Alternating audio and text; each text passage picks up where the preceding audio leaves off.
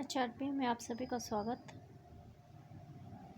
Allahabad high court हम रहते कुछ मैटर्स आजकल मीडिया में वहाँ के जजों के लिए की बात हो रही है, इलाहाबाद हाई कोर्ट की नहीं।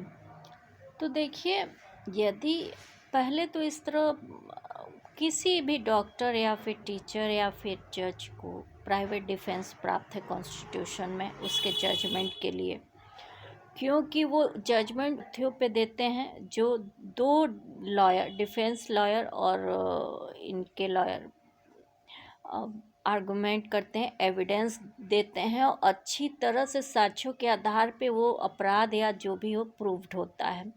तो ऐसा माना जाता है कि सारी चीज़ें सत्य हैं और यदि जज के पास स्पेशल पावर है, अगर लगता है वो कहीं गलत है तो वो उसको खुद अपने उस पर कॉग्निजेंस लेता है, उसकी दोबारा इंक्वायरी कराता है। ये प्रोसीजर है, ठीक।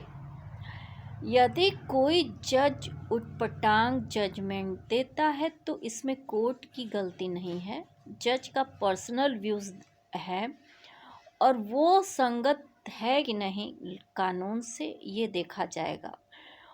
और अयोग्य है यदि तो उस पर इम्पीचमेंट लागू होता है, उसे हटाया जाए।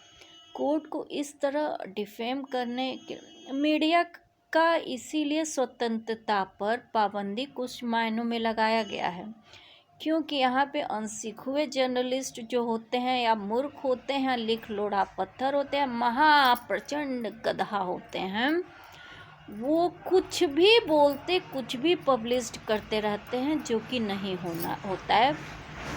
हर किसी के बोलने की उसकी डिग्निटी, उसकी एजुकेशन पावर, उसका बोलने का फील्ड, वो कहाँ से रील करता है, किन क्षेत्रों की जानकारी रखता है और उसकी पूरी जानकारी है या नहीं, इसको तथ्य में रख के उसकी बातों को ध्यान दिया जाता है, सुना जाता है। लेकिन पब्लिक मीडिया की बात सुन के उसी बात को सत्य मान के उसके खिलाफ कई बार बेवकूफ़ाना हरकत भी करती है। तो कुछ चीज़ें जैसे कंटेम्प्ट ऑफ कोर्ट में भी आता है, डिफेमेशन में भी आता है, तो नहीं करना चाहिए। ये सही तरीका अपनाएं, ज़्यादा बेटर होगा।